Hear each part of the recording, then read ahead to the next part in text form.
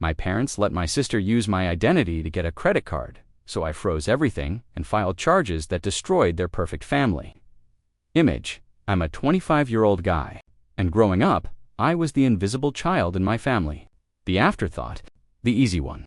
The kid who didn't need anything because I didn't make noise when I was hurting. That role stuck to me like wallpaper, always there, but never noticed. My sister Amanda, on the other hand, was like the centerpiece in every room, the golden child. She could scream, cry, break things. My parents would still look at her like she was made of sunlight. I kept my head down. I got decent grades, held down part-time jobs at grocery stores and gas stations, and paid for my own school supplies. Amanda once crashed a car my dad co-signed on while drunk and barely got a slap on the wrist. I once forgot to take out the trash and got grounded for a week. My mom always said, "Amanda's just going through something." But it felt like she'd been going through something for 20 years straight. I remember being 15, sitting at the dinner table while my mom went on and on about Amanda's latest cheer competition. I had just found out I placed in the top 5% for statewide academic testing. No one asked. No one even noticed. I mentioned it once. My dad nodded and said, "That's nice. So Amanda, what are you wearing for homecoming?" I stopped sharing after that. By the time I turned 18, I had saved up just enough to get my own apartment, a tiny studio that smelled like burnt carpet and mold. But it was mine. I told them I needed space to grow, but the truth was, I needed space to breathe. A limited contact after that. Holidays, occasional texts. But the guilt stayed with me alike. I was the one who broke something by leaving Abelma. Never imagined that guilt would come back to haunt me years later and cost me everything. 6 months ago, I got a letter in the mail from a bank I'd never even heard of. One of those glossy envelopes with fake gold trim that usually scream junk mail, but this one had my name printed cleanly on top and said, "Thank you for opening your new credit card." My first thought was that it had to be a scam. My second thought was that someone, somewhere, had mixed up names. But when I opened it and saw my address, my full name, and a credit limit I definitely hadn't applied for, something in my chest tightened. I called the number on the back, expecting the usual customer service script. But the woman on the line pulled up the account and said, "The application matches your information exactly." I asked, "What do you mean exactly?" She replied, "Full legal name, SSN, date of birth, and the listed home address." My mouth went dry. "What home address?" She read it back. It was my parents' house. I remember gripping the edge of my kitchen counter because the room suddenly felt tilted. I hadn't lived there in 7 years. I told her I needed to dispute the account, and she told me I'd need to check my credit report. I hung up and immediately logged in. The screen loaded slowly, like it knew it was about to punch me in the throat. 2 more accounts. Different banks, all opened within the last few months. All active. My heart started beating so hard it felt like it was shaking my ribs. I kept scrolling, hoping it was some glitch, some cruel coincidence, anything but the obvious, because there was only one place that had all my informations, documents, birth certificate copies, old mail. Only one place where I'd trusted people enough to leave pieces of myself behind. I stared at the screen, the billing address repeating over and over like a taunt. My parents' house. My parents' house. And in that moment, everything inside me went still and cold, because I already knew exactly who did this. I called my mom that same afternoon, pretending like I wasn't seconds away from exploding. I kept my voice light when she picked up, asking, "Hey, is Amanda home?" She said yes, then immediately asked why. That tiny spike in her tone, the quick, nervous curiosity, was my first confirmation that something was off. But I kept the conversation casual, leaning against my kitchen counter. Staring at the credit report still open on my laptop, I took a slow breath and said, "So, I think I've been a victim of identity theft." There was a beat of silence, not confusion, not concern, a beat, like she was switching scripts in her head. Then her voice came back shaky, way too dramatic. "Oh my God, that's terrible. Maybe it was online hackers." Her acting was so forced, it made my teeth hurt. It sounded like someone in a bad commercial warning people about cybercrime. I let her ramble for a second before I asked, "Did any new mail for me show up there?" That's when everything in her voice faltered. A pause. Not even a long one, just long enough to be a lie. Then she said, too quickly, No, nothing came for you. I closed my eyes and exhaled through my nose, the anger pulsing behind my ribs, because the lie wasn't subtle. It wasn't even clever. It was the kind of lie someone tells when they think the person they're lying to is still a child. Still gullible, still obedient, still desperate for approval. Just checking. My mom launched into some speech about staying safe online, changing passwords, all the usual scripted nonsense. But the more she talked, the clearer it became. She wasn't shocked. She wasn't confused. She was covering, and not just covering for someone. Covering for Amanda. Covering because they genuinely believed I wouldn't fight back. They thought I was still the soft one, the understanding one, the son who would swallow it like always. But this time, they had no idea what I was capable of. I didn't reach out to Amanda right away. I waited 2 full days, 2 long boiling days where I went back and forth between rage and disbelief. I kept telling myself there had to be some kind of mistake, some logical explanation. But deep down, I already knew the truth. I just wanted her to say it. I wanted to see her arrogance catch up with her, so I crafted a text, not angry, not accusatory, just a small, sharp hook. Hope you're enjoying the shoes you bought with my identity. 2 seconds later, the message bubble lit up with her reply.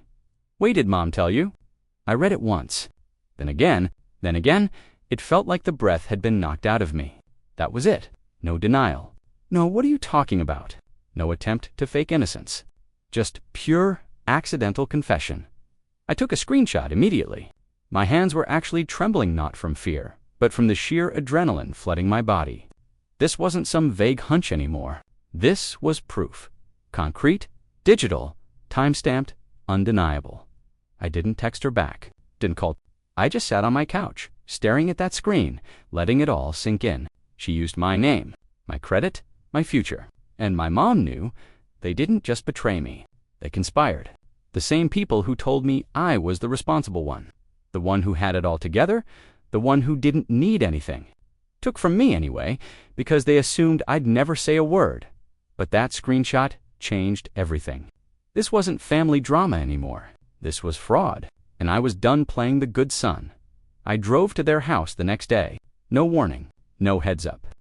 I wanted to see their faces when I laid it all out, every charge, every credit line, every ugly, undeniable detail.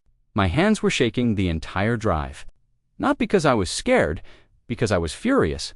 Years of swallowing my anger, of keeping peace in a family that only knew chaos. It all boiled over into that one moment. When I walked in, my mom was folding laundry, and my dad was watching some news show like nothing was wrong. I didn't sit down. I didn't even take off my shoes. I just pulled up the screenshots and the credit report on my phone and said, "You want to explain this?" My dad looked like someone had slapped him. "Son, calm down. We didn't want to bother you with Amanda's struggles." I blinked. Struggles. My mom chimed in, already on the defensive. "She's trying to build credit, and you're in a better place. You don't even use that stuff, like my name, my social security number, my future were just spare tools in their junk drawer." I couldn't believe what I was hearing. "You let her steal my identity. You enabled her to commit a felony. She's your sister," my mom said sharply. "You should want to help her." Like I was the selfish one. That was the moment it clicked. This wasn't about Amanda's struggles. This was about entitlement. About how they'd always viewed Manat as a son, not as an equal, but as the responsible one. They could bleed dry because I wouldn't scream. They didn't love me for who I was. They loved what I could provide. I walked out while my dad was still trying to justify it, and as I closed the door behind me, I realized I wasn't their son. I was their backup plan. That night, I didn't cry. I didn't rage. I didn't even scream into a pillow like people do in movies.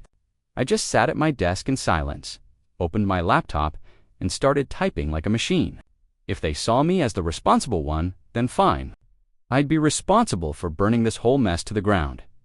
I went to each credit bureau Equifax Experian. TransUnion and filed a freeze on every account. That meant no new credit could be opened under my name. No soft pulls, nothing. Then I updated every password I had. Banking, email, insurance, even old logins I hadn't touched in years. Every password was now a 16-character fortress.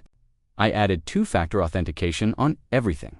By midnight, I'd filed a police report with my local department. I included the screenshots, the account numbers, the credit report, even the original letter from the bank.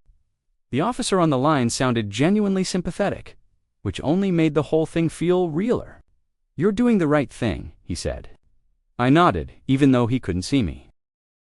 After that, I filed an identity theft affidavit with the FTC. Took me another hour just to navigate all the forms.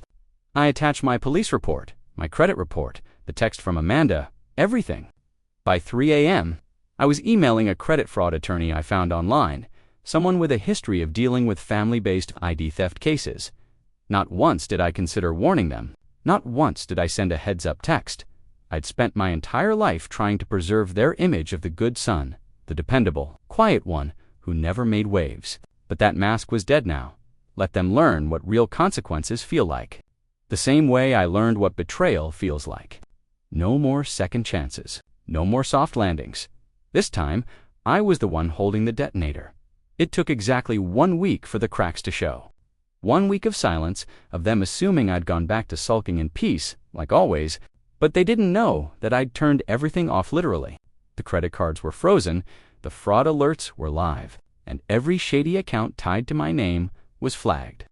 Amanda went out to brunch with her little group of social media clones, the kind of girls who filmed their mimosas like it was cinema. I wasn't there, obviously, but I heard about it from everyone. She tried to pay the bill with the credit card she opened in my name, and it declined, not once, not twice, but 3 times. She caused a full-blown meltdown in the restaurant, yelled at the waiter, threw her purse.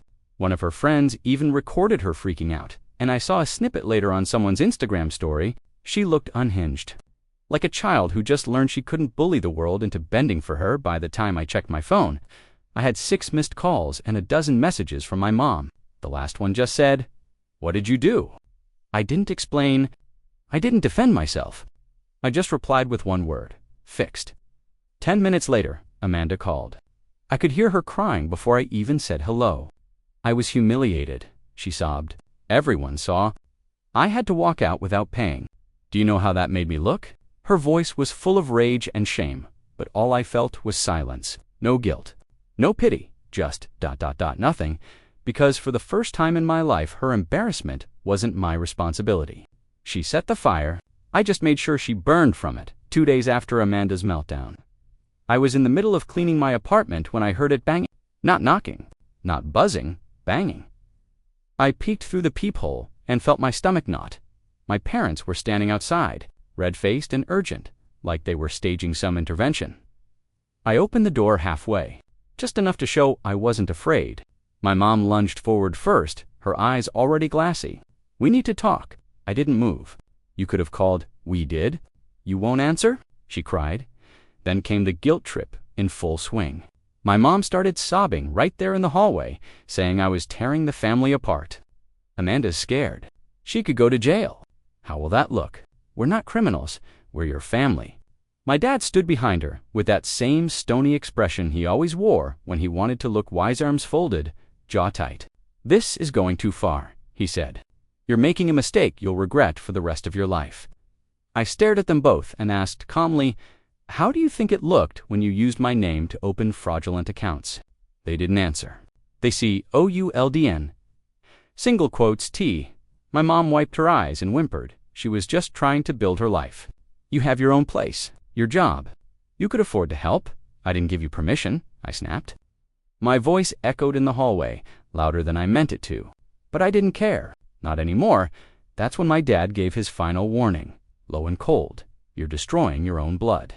I looked him in the eye and said, "I'm not destroying anything. You did that the second you chose to protect a thief over your son." Then I closed the door in their faces. And this time, I didn't feel guilty for locking it. After that confrontation, I thought I was finally seeing the whole picture. Amanda had stolen my identity. My parents had covered it up, and now they were panicking because I wasn't staying quiet. But I was wrong. That wasn't the end of the betrayal. It was the beginning. One night, while reviewing my credit report line by line, I started noticing odd charges buried deep in older accounts things I hadn't looked at closely before because I assumed the damage was recent. But these weren't designer purchases or Sephora splurges. These were bills. Car insurance, utility payments, even a small personal loan taken out 2 years ago, all tied to my name, all paid sporadically, enough to avoid detection. My stomach turned. Amanda didn't pay car insurance. She didn't even have a car anymore. That's when it hit me. It wasn't just her. It never was just her. My parents had been using my name, my credit, my identity for years. I called them, no anger this time, just cold, flat truth. So you used my name for your bills. There was no silence, no denial. Just my dad's voice. Calm as ever. We needed help. Like that was supposed to erase the weight of what he'd said. Like needing help gave them a right to steal from me. My mom added, "You were doing fine. You wouldn't have even noticed if Amanda hadn't messed it up." There it was, again that twisted logic. If I hadn't caught them, it wouldn't have counted. That was the moment the betrayal crystallized into something unforgivable. It wasn't just Amanda manipulating. It wasn't just my mom enabling. It was all three of them. A family-wide betrayal. And now, I wasn't just dealing with fraud. I was dealing with organized theft from the people who raised me. I didn't hesitate anymore. No more questioning whether I was being too harsh. No more replaying childhood memories to justify their actions. That part of Mitha, part that still needed their love, was dead. What replaced it was colder, sharper. I was done being their son. I was their victim. I finalized the identity theft affidavit with the FTC, attaching every scrap of proof I had. Credit reports, screenshots, emails, billing histories, text messages. I followed it up with a full police report. Now expanded with a timeline of damages and all three names: Amanda, my mom, and my dad. The detective I worked with had seen this kind of case before. Family identity theft is more common than people think, he told me, but it's rare for victims to go through with charges. I wasn't most people. In my state, identity theft over $2,000 is a felony. I crossed that threshold easily. Years of unpaid utilities and backdoor loans added up fast. Once the paperwork was done, I sent certified letters to their house, including the legal documents and intent to prosecute. It felt poetic and deliberate accountability. Amanda was served first, then my mom, then my dad. The fallout was immediate. My phone lit up like it was on fire. Calls, voicemails, texts, some begging, some threatening. My mom sobbed in one voicemail that she was losing sleep. Amanda screamed that I was ruining her life. My dad said, "We'll pay it back. Just don't do this." But none of them said the word I was waiting for: sorry. And even if they had, it wouldn't have mattered. Because I wasn't looking for apologies, I was looking for consequences. For once in my life, I wasn't letting them rewrite the story. This time, I was in control, and they were finally going to face what they did. If there's one thing Amanda knows how to do, it's play the victim in front of an audience. A day after being served, she took to Facebook with a dramatic post written, like some teary breakup letter to the universe. She said I was ruining her life over a misunderstanding, that she was being unjustly punished for a family mistake, and that I was turning my back on blood over money. It was 2 full paragraphs of emotional manipulation, complete with an old photo of us as kids, probably ripped straight from my mom's photo albums. The comment section blew up. "This is so sad. Family should come first. He should forgive you." People shared heart emojis like they were currency.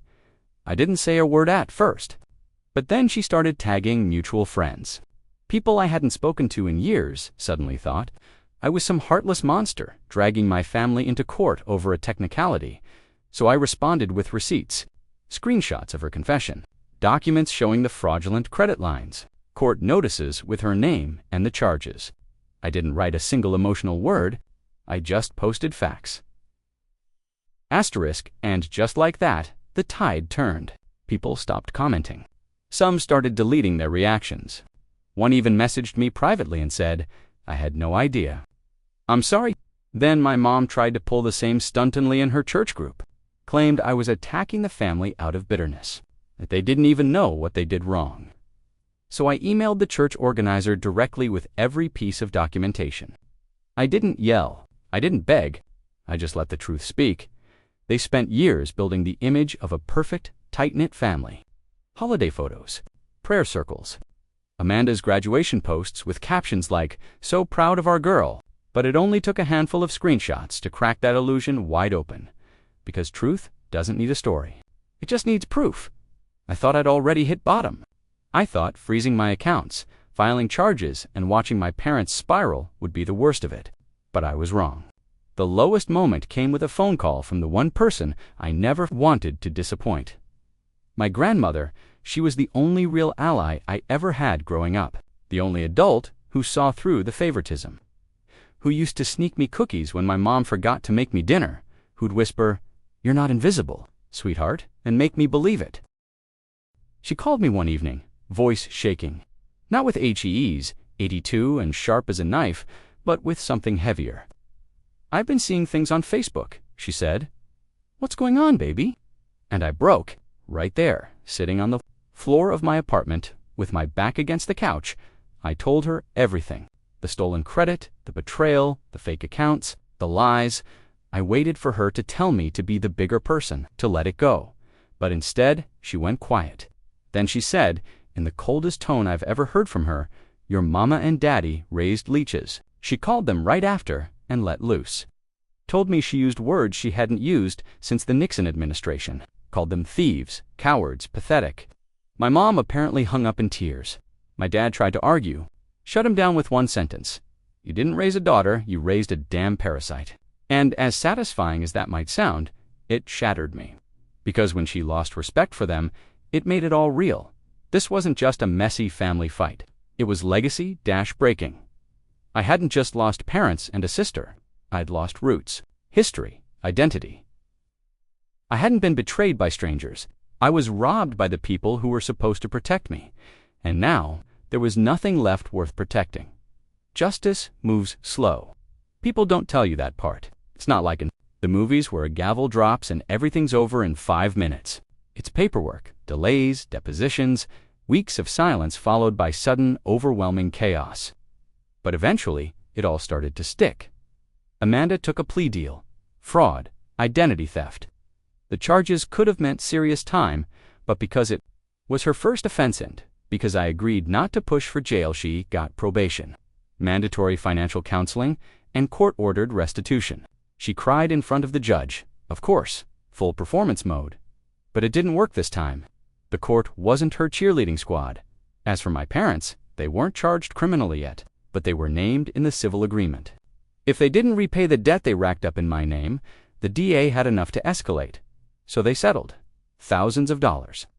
Gone, their credit, trashed, their reputation, ruined. That part hit harder than the legal stuff. They cared so much about image Christmas cards, social media posts, church appearances. They built this facade of the tight, loving family. Now people whisper about them in grocery stores. Their friends have questions they can't answer. But even in the fallout, the smear campaign didn't stop. I still get nasty messages. From second cousins and distant aunts. "How could you do this to your own family? You've destroyed your parents." They talk like I set the fire, not like I escaped one. But I also started getting quiet messages. Cousins I barely knew DMing me. "Thank you." They did something similar to me once. "I thought I was crazy until I saw what you posted." Turns out, I wasn't the only one they'd exploited. I was just the first to go nuclear. And now, their perfect little dynasty. Cracked open, exposed, exactly like it should be. Freedom doesn't come all at once. It comes in layers, quietly, slowly, like air returning to your lungs after years of holding your breath. It started with rebuilding my credit, disputing every fraudulent account, working with the banks, proving what had been done in my name. Then I went further. I legally changed my social security number. It's not something that's easy to do. It took months, a mountain of documentation, and a lot of legal back and forth, but I got it. My digital identity is now protected like a fortress. Every account has fraud monitoring. Every alert goes straight to my phone. I'm also seeing a therapist now, weekly. No shame in it. Years of being the scapegoat, the invisible, responsible. One leaves scars you don't even realize are there until someone asks you, "But how did that make you feel?" And you suddenly can't answer, because no one ever asked before. As for my parents and Amanda, I don't speak to them, not on holidays, not on birthdays, Not even when they send guilt-ridden emails that end with, "Still love you." Love doesn't excuse theft. Love doesn't make betrayal okay. Do I hate them? No, I don't carry that weight. Hate ties you to the very people you're trying to escape. But I don't trust them. I never will again. They no longer get access to me, my life, my peace, my future. People love to say, but family is everything. No, family is who protects you, not who uses you. And I've learned to protect myself. With boundaries, with silence, with legal walls they can't climb anymore. They built their lives off my back, but I'm building mine without them. And for the first time ever, I finally feel safe. The emails come like clockwork, every few months, usually around a holiday or someone's birthday, or when the weight of their shattered reputation gets too heavy to carry in silence. Subject lines like, "Let's talk," "We miss you," "You're still our son," "Amanda's changed." Each message carefully worded to sound soft, remorseful, even spiritual at times. My mom always loved throwing in a Bible verse or two. My dad tries the man-to-man approach, reminding me of childhood moments like they're supposed to mean more than felony theft and betrayal. But I never reply.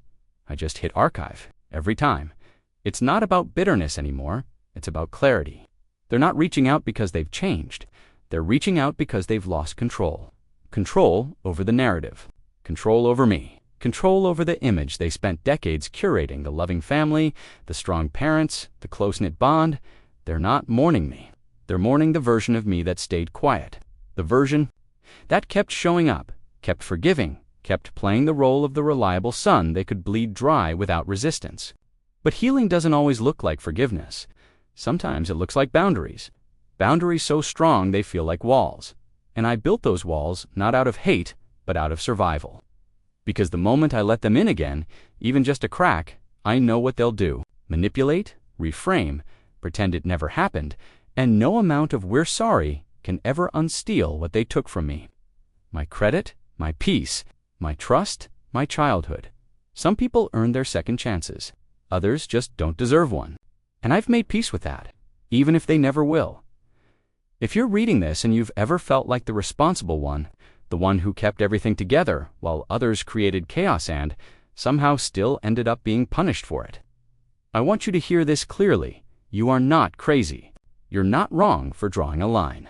You're not selfish for saying enough. You're not cruel for choosing distance over damage. If anything, you're strong. Because breaking free from a toxic family system doesn't happen with a shout. It happens with silence, with boundaries, with choosing your own voice over the one they forced into your mouth. I spent most of my life thinking something was wrong with me, that maybe if I just worked harder, stayed quieter, forgave faster, they'd finally love me the right way. But that's the trap, isn't it? They don't want peace. They want control. And when you stop playing along, when you refuse to be the scapegoat, they will paint you as the villain. They'll tell everyone you turned your back, that you were cold, ungrateful, heartless. But here's the truth. You're not the problem. You're the proof that their control has limits. And for people who build their identity on power, that's unforgivable. Let them be uncomfortable. Let them lie. Let them whisper. You don't owe them a performance. Your peace is worth more than their carefully staged illusions. And walking away, it doesn't make you weak. It doesn't make you bitter. It makes you free. And if you've been the scapegoat your whole life, know this, you're not alone anymore. Not now, not ever again.